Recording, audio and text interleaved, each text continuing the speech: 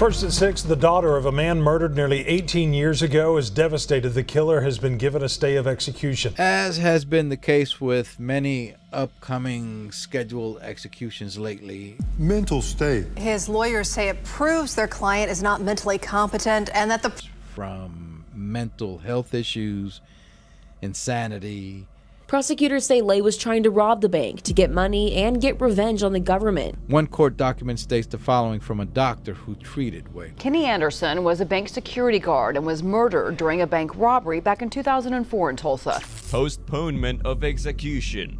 In a gritty world of crime and punishment, few stories carry the weight of Wade Lay's impending put down. Set against the backdrop of Oklahoma's unforgiving legal landscape, Lay's fate seemed sealed for June 6th, a date etched in the annals of justice. However, a sudden twist in the plot emerged as Oklahoma's Attorney General's office wielded its power, wielding the sword of delay over Lay's head.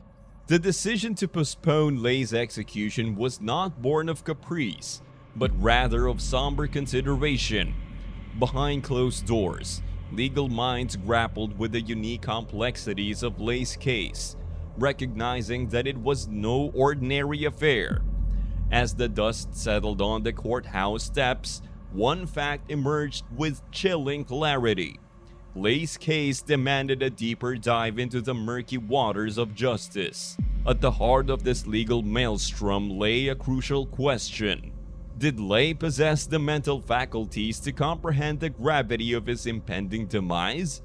Oklahoma's legal guardians recognized the need for a jury to wield the scales of justice, but time was not on their side. With the execution looming like a shadowy specter, the wheels of justice ground to a halt, awaiting the convening of a jury tasked with the weighty burden of determining Lay's comprehension.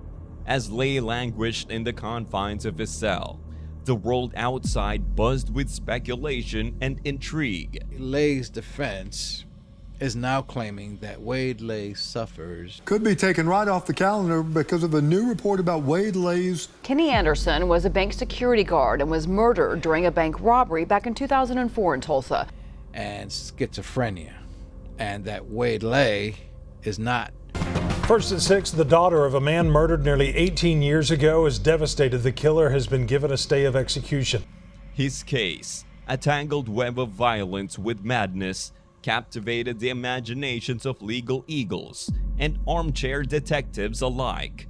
For Lay, the reprieve was both a blessing and a curse, dangling the promise of salvation while casting a pall of uncertainty over his future. Legal maneuvers. In the labyrinth corridors of justice, Wade Lay's case took a dramatic turn as his legal team embarked on a daring quest for redemption. With the weight of Lay's fate hanging in the balance, his lawyers launched a valiant attack on the bastions of legal authority, their eyes fixed on the ultimate prize, a chance at vindication in the hollowed halls of the U.S. Supreme Court.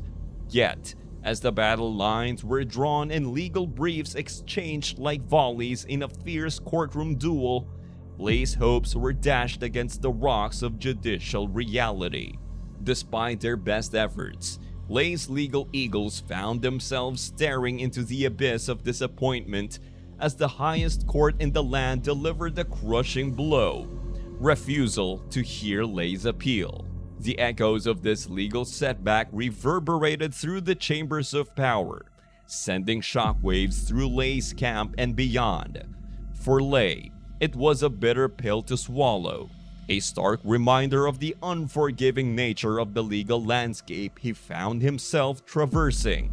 Yet, undeterred by the sting of defeat, Lay's legal team refused to yield, doubling down on their efforts to unearth cracks in the formidable edifice of justice. With dogged determination, Lay's lawyers scoured the legal playbook for loopholes and technicalities, leaving no stone unturned in their quest for justice.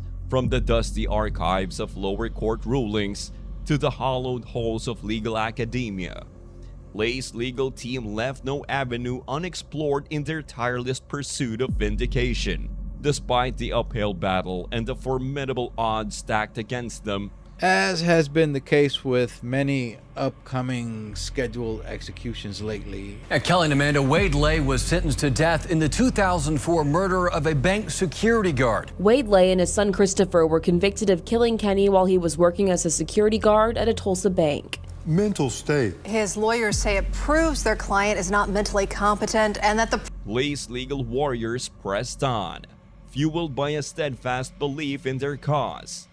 For Lay, the journey was far from over, and the road ahead promised to be fraught with peril and uncertainty. Yet, buoyed by the indomitable spirit of resilience, Lay's legal team stood ready to defy the odds and challenge the status quo in the relentless pursuit of justice. Competency hearing. In the hushed confines of the courtroom, a momentous decision reverberated through the air like a thunderclap, altering the course of Wade Lay's fate. With the gavel's resounding echo, a state court judge cast a lifeline into the murky depths of uncertainty, granting Lay a temporary reprieve from the jaws of demise. At the heart of this judicial reprieve lay a fundamental question, one that cut to the core of Lay's very existence. Was he mentally competent to face the ultimate punishment? With the specter of execution looming ominously on the horizon, Lay's mental state became the focal point of intense scrutiny and debate. As evidence of Lay's severe mental illness, including the shadowy specter of schizophrenia and delusions, surfaced in the courtroom, the gravity of the situation became all too apparent. For Lay and his legal team, the temporary stay of execution offered a glimmer of hope in the darkness, a chance to shine a spotlight on the complexities of mental illness in the unforgiving arena of the criminal justice system. With the stakes higher than ever, Lay's legal warriors marshaled their forces, ready to do battle in defense of their client's fragile sanity. As the courtroom drama unfolded, Lay's fate hung in the balance, suspended like a delicate thread over the chasm of uncertainty. For Lay, the temporary reprieve was both a blessing and a curse, offering a fleeting respite from the looming specter of demise. The Supreme Court has said that it's unconstitutional and prohibited. After all those odds, he beat it. And then I was born. From mental health issues, insanity. prison warden actually delayed its delivery to a judge. Wade Lay was supposed to be put to death next month for that murder, while casting a harsh light on the harsh realities of his mental afflictions. In the end, Lay's competency hearing stood as a crucible of truth, a battleground where the forces of justice clashed with the demons of madness. As the wheels of justice ground slowly onward, Lay and his legal team braced themselves for the tumultuous journey ahead, knowing that the road to redemption would be paved with hardship and sacrifice. History of severe mental illness. In the shadows of Wade Lay's tumultuous legal battle lies a haunting tale of mental anguish and torment. Peel back the layers of Lay's psyche, and you'll uncover a dark labyrinth of delusion and paranoia, where reality intertwines with the twisted fabric of his mind. At the forefront of Lay's harrowing journey is a history fraught with the specter of severe mental illness, a relentless adversary that has dogged his every step. According to Lay's attorney and a forensic psychologist, his struggles with mental affliction span the vast expanse of time, casting a long shadow over his troubled existence. Central to Lay's mental turmoil are his deeply ingrained delusions, insidious whispers that poison his thoughts and cloud his judgment. In Lay's fractured reality, a sinister conspiracy looms large, weaving its tendrils through the corridors of power and authority. At the heart of this malevolent scheme lies Lay himself, a pawn in a twisted game of manipulation and deceit. For Lay, the courts and his own legal counsel are not bastions of justice, but rather instruments of oppression. As Lay stares into the abyss of his own psyche, one thing becomes abundantly clear. His battle for redemption is far from over, and the specter of mental illness looms large on the horizon. Presently competent to be executed. Prosecutors say his intentions for the money were sinister. Prosecutors say Lay was trying to rob the bank to get money and get revenge on the government. Clemency and public reaction.